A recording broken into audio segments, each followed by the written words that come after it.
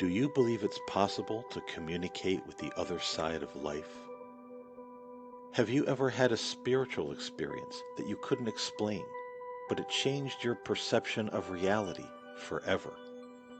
Are you the kind of person who has asked questions but failed to get the answers from mainstream religions and philosophies? If you are, you're not alone.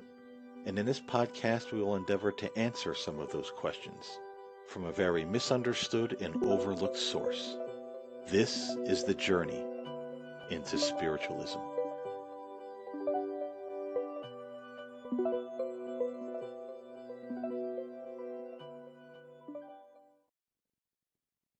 Blessings, one and all, and welcome to Journey into Spiritualism. I'm Paul James Caden, and on today's show, we are going to be talking about America in crisis. And I was really inspired to do this show because I was listening to some music the other day, and there was this new MP3 album that I had picked up, and there was a song entitled Tears for America. And I found that song to be almost a little prophetic in its lyrical content, and I shared it on my Facebook page. And I asked all of my Facebook friends to listen to that song, and as they did so, ponder what they really thought was important to them. Because in the long run, was it really important at all? Were your guns and your rebel flags and your attitudes of racial superiority really matter in the end? Or are these things that are going to rot this country, rot society from the inside out, and inevitably cause us to fall? And because of our own ignorance, we destroy ourselves and this nation. Now, granted, this is not just an American problem. These are problems that everyone is facing all over the world, whether it's racial equality, one religion trying to take dominance over all of the others. Everyone is facing the greed of the dishonest governments with people who have their own personal agendas rather than looking out for the good and welfare of all of the people. So I'll be talking about what's happening in America by and large in this podcast, but really, this is a global problem. There's nowhere on this earth where anyone is exempt 100% from these things that are happening right now in this country. And I really think, despite all of the problems we're facing in the world and in America right now with everything that is going on, the biggest problem we face is a spiritual crisis. In spiritualism, we say that the highest form of religion and spirituality is to live in harmony with God and the laws of nature. We respect the creation that God has given us, and we respect one another as fellow spiritual beings and also as part of this creation. And I've asked myself the question lately that we've often looked at native man as being so ignorant. And some of them were very savage and very violent.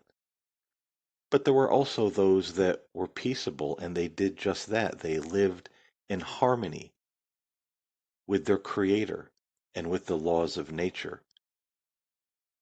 But we've decided throughout time and throughout history that this was ignorance, that somehow man was supposed to dominate nature and have dominion over it. And we've abused the earth and abused one another. The superiority complex has always been a major problem. My religion is greater than your religion. My God is greater than your God. I'm greater than you are because of the color of my skin. or because I have an education and went to a place called college and you did not. We look at the plants and the animals on the earth and we say, well, we as men, we as human beings, have far more intelligence than those things. Therefore, we are smarter and we are better. And so we will abuse and take and ravage and destroy, all in the name of technology and progress. But in fact, these things are taking us more backwards than we could ever imagine. So that question I've been asking myself lately is, when did mankind decide that we wanted to stop walking outside and looking at the full moon and the star-filled skies at night? When did we stop looking at beautiful sunrises and sunsets and distant mountains and hills and valleys, and listening to the birds and the sound of the wind as it rustled through the leaves on the trees? When did we stop doing that and finding awe and beauty and peace and tranquility in the creation that our Creator has given us? When did we decide it was better to make all of our attention, or put all of our attention, on technology and money and greed and power?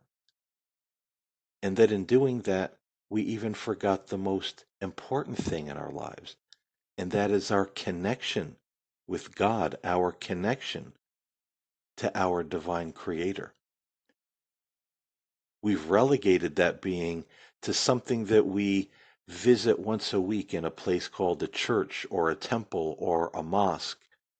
And we think that by having some man stand at a podium and give us a message based on his understanding of God, that somehow we have fulfilled our spiritual duty and have done all that we can do or should do.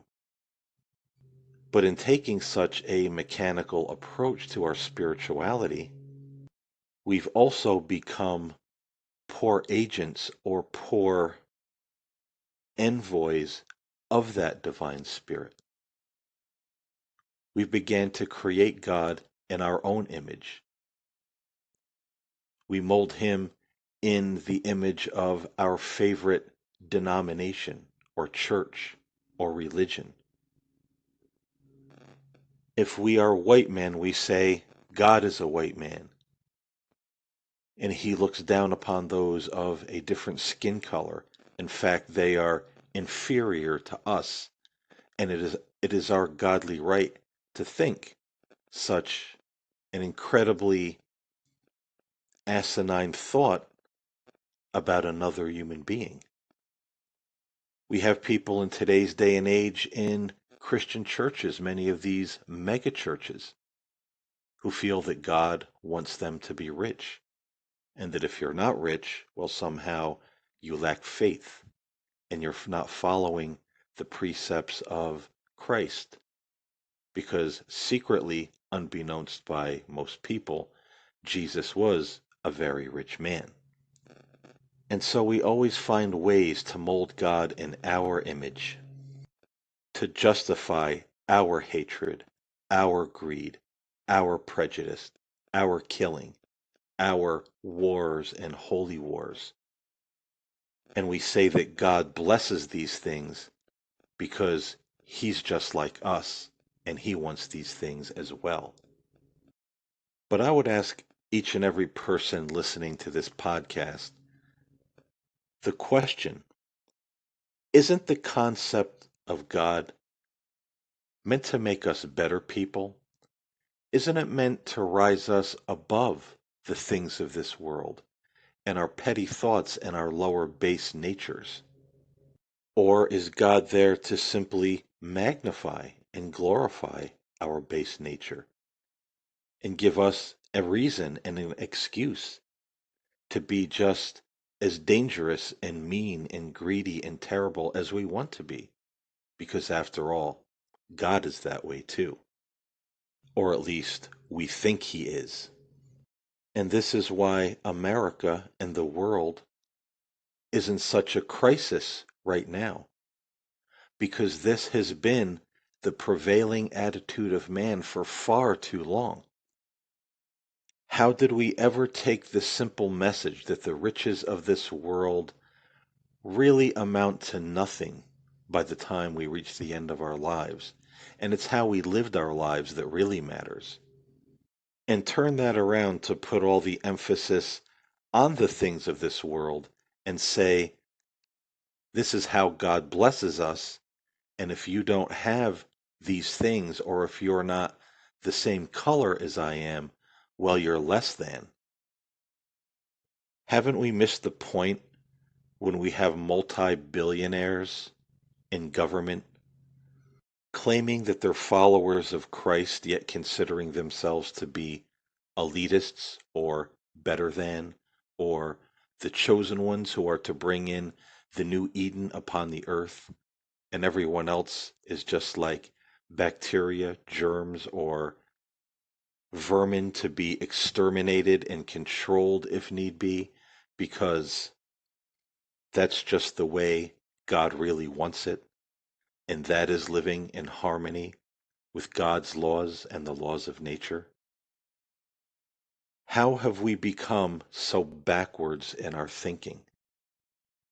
And doesn't the Bible itself say something that the day will come when good will be considered evil and evil will be considered good? But yet we can't get out of our own way to even realize these things. We want to stand up for what we want to stand up for, and nothing else matters. And that song that I shared on Facebook, I'm going to be sharing a link to that song on YouTube in the description of this podcast. So wherever you're listening, I hope that you'll listen, and I hope that you'll ponder. Because we are at a crucial crossroads in this country and in this world. People can't see past their own noses. We look, for example, at the Black Lives Matter movement. And we have people out there who say, well, all lives matter. What about me? Well, in one sense, they're right. All lives do matter. But they're missing the larger point through their own selfishness when it comes to the plea of the black community. Because let's face it, has there ever been a time in American history where an entire city was raided by black people who killed mostly all of the whites in certain villages and towns? No, there was not. But the opposite has happened, where the white people of communities have attacked black towns and black villages on a major mission of genocide. Check on the doctor who is the father of our modern day gynecology, and his statue is outside of a very prestigious medical institute here in America, and the gentleman's name escapes me at the moment, but he is considered the father of modern day gynecology, and people want his statue taken down. Why? Isn't that being a little bit radical? Aren't these people being stupid? Well, maybe not when you look at what the father of gynecology had done. He took black women into his clinic and performed surgery on their genitals without anesthesia because he said it was impossible for black women to feel pain. Did black men come from Africa to America and take many people on ships and put them in shackles and take them back to Africa and turn them into slaves? No, they did not. But the white man here in America and other parts of the world went to Africa, put black men and women in shackles, brought them to this country, and made them slaves.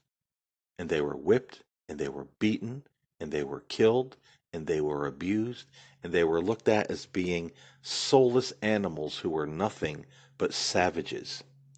The atrocities against the black community, against black people, have been around for many, many years, and some of them are more horrendous than you even know. And there are more than most people probably even know about. So when people say Black Lives Matter, this is what they're talking about. And I use this as an example because people will stand up and say, well, all lives matter. My life matters. Yes, it does. But it also matters as children of God and spiritual beings that some of us in this country, many of us in this world, stop looking at black people and people of color as less than, or being savages or animals who can't think or who don't feel pain or need to be slaughtered and destroyed because there's some kind of plague upon humanity. This is what Black Lives Matter is all about. But we can't see that because all we can think about is, will I matter too? It's like having a next door neighbor who is beaten and raped and degraded and mutilated. And whether it be a man or a woman, they cry for help, and you look at them and say, well, you know what? I shouldn't be abused either when you're not abused. But this is our mindset. This is what we think. We can't get out of our own way because we've lost sight of what really matters. We've lost sight of living according to the laws of God and in harmony with nature.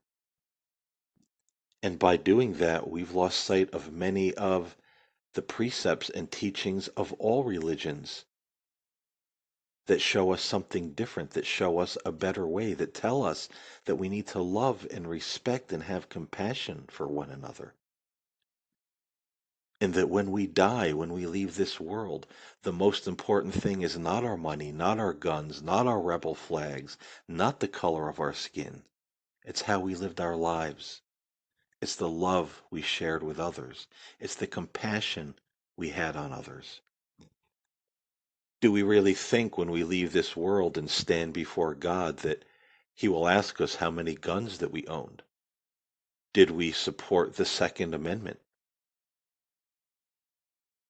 Were we white or were we black? Were we prejudiced and did we hate the right people or hate the right people because of the color of their skin? Will He ask us how much money we had and berate us if we were poor because we weren't part of the elites like He wanted us to be? Will He ask us how many wars we fought or how many people we killed? Or if we hung the rebel flag from our doorsteps?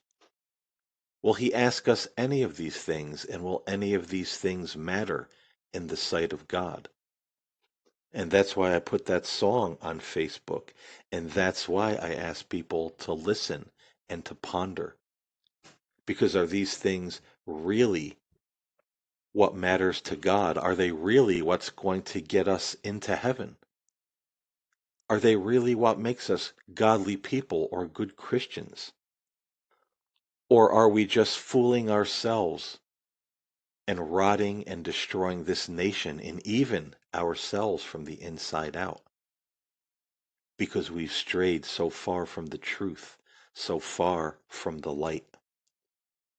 Whatever made us come to the conclusion that we can live like hell on earth and then expect the gates of heaven to open for us when we leave this world? Can we really sit there and hate another man or woman because of the color of their skin and say that that's okay? And that God is going to give us a pat on the back for that and say, you've done right. As Jesus said, those words God will speak to His people. Well done, good and faithful servant. Enter the kingdom prepared for you before the foundation of the world. Is that what God will say to us? Because we owned enough guns, hated the right people, had enough money, oppressed others, had all kinds of crazy hidden agendas and race superiority?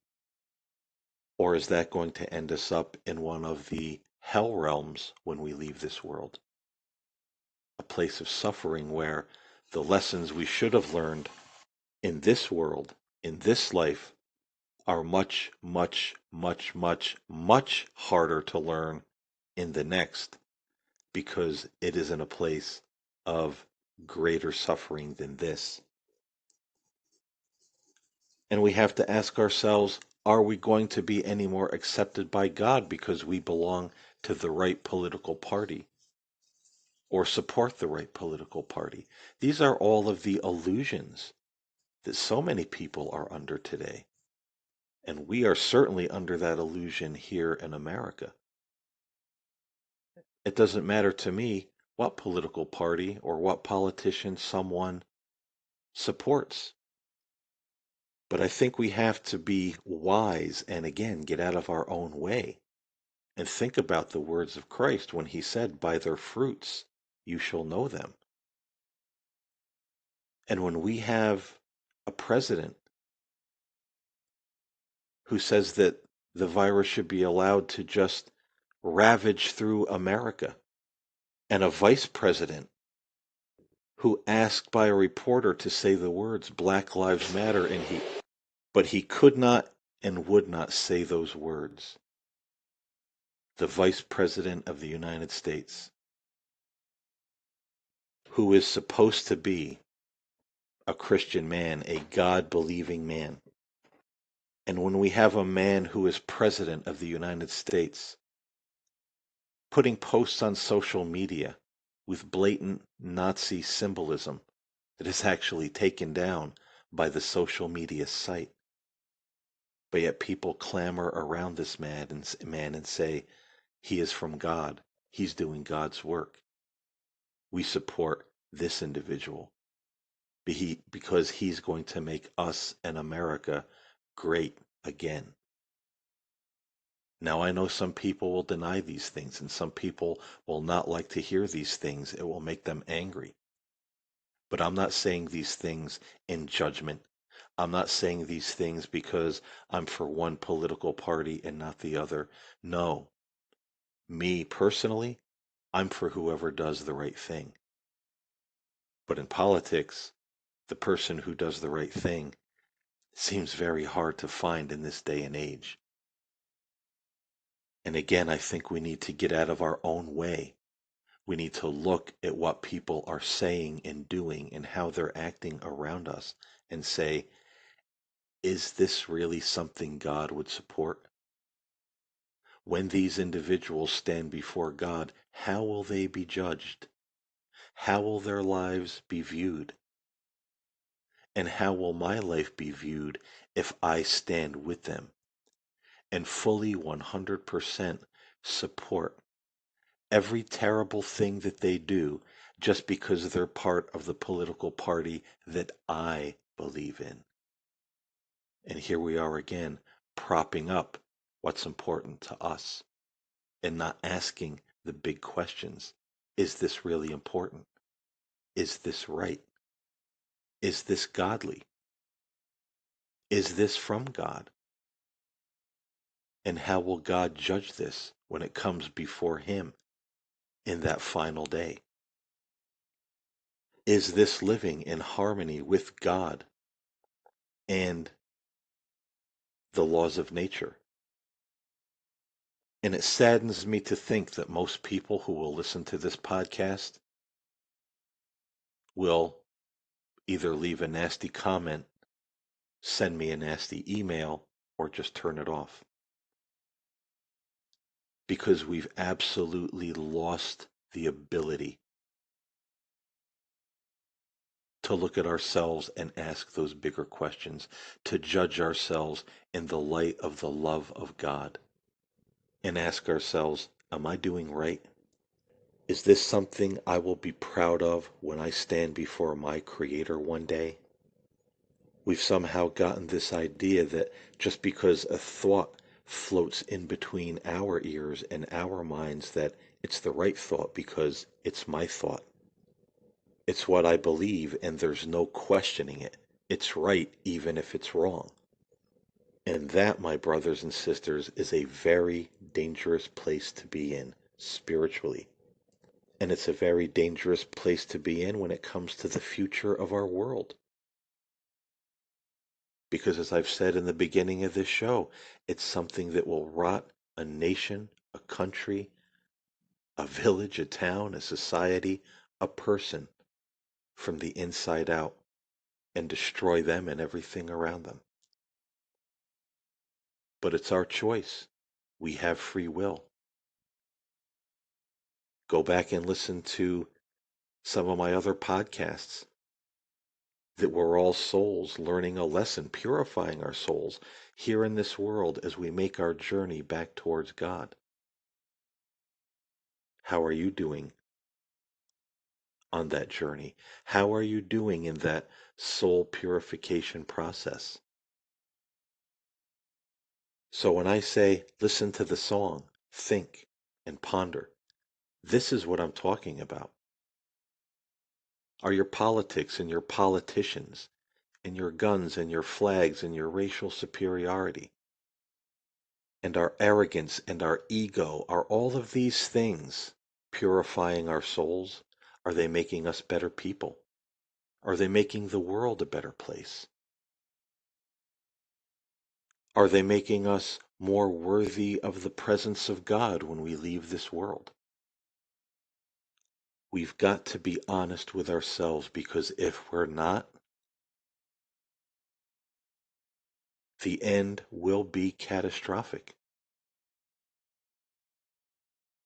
And I know that's kind of a scary thing to say and a scary thing to hear, but I also want to leave a word of encouragement for that, or with that, for all you people out there, for all of us who are really trying to learn the lessons, all of us who are doing the best we can, trying to make things right. We're praying, we're standing with our brothers and sisters, we're trying to make a difference. We're not getting into superficial spirituality or pseudo political spirituality. We're trying our best to make a difference. Trust me when I tell you this, you're not going to be cast to the wolves. There will be protection and preservation, and at the very least, there will be great peace if trouble does find its way to your door. And God and the angels will give you that peace because you've walked with them and you did your absolute best for them in this world.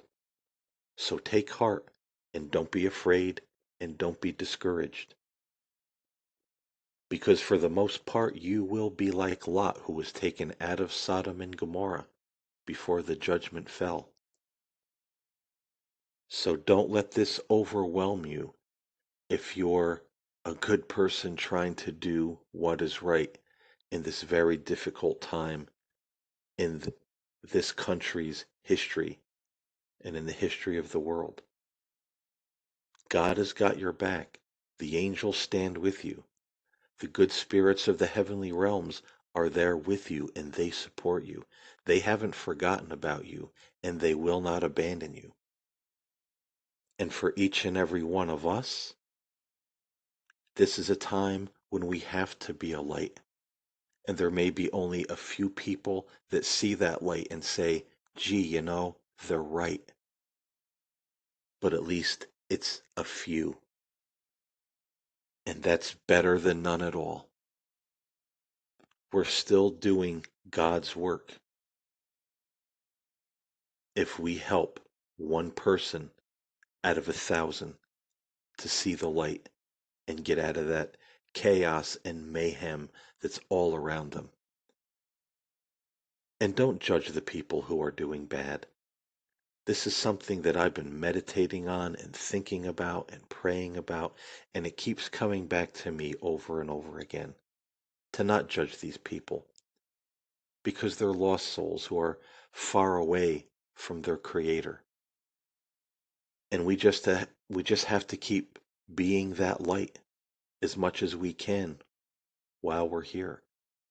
But maybe there's also a lesson in all of this for us to learn greater compassion, greater patience, not to look with such hatred and anger and fear at the actions of others, but rather rise above it. So, this is certainly something to consider as well, and I think it's very important. It's a difficult thing to watch. I certainly know that it is.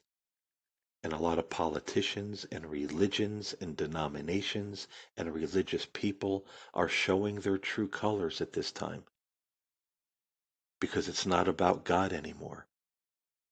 It's about the racial superiority. It's about the hatred. It's about keeping certain people oppressed.